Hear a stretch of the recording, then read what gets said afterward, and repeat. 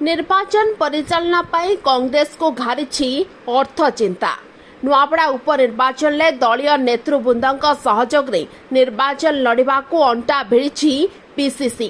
कांग्रेस नेतृवृंद कांग्रेस को आर्थिक सहयोग करने को दल अपील करिछि। पीसीसी कोषाध्यक्ष कहछन्ती समस्त उपनिर्वाचन में सक्रिय भाव में सामिल करने को एपरी चिठी होइछि, जहाकु नै भिन्न भिन्न मत रखिछन्ती कांग्रेस नेता।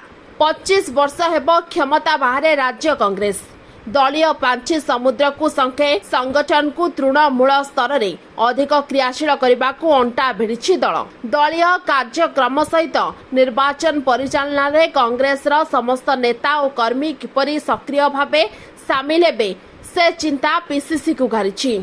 नुआपड़ा उपनिर्वाचन परिचालना पाई कांग्रेस को अर्थ अभाव को पूरण करने को दलीय नेता और कर्मी सहयोग लोड़ी पीसीसी।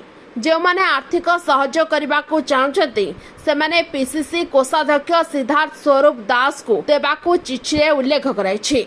एथिपाई दल पक्षरु फोन नंबर मध्य जारी होइछि।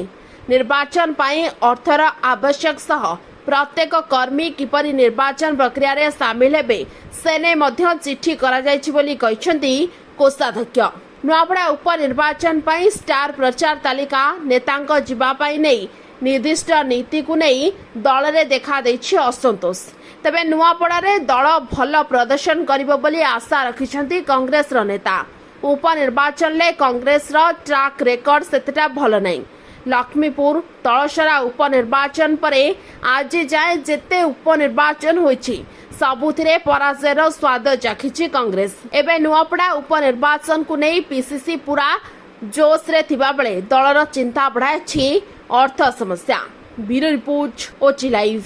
अधिक खबर देखिया ओची लाइव को सब्सक्राइब करंतु एवं ए खबर को अधिक शेयर करंतु।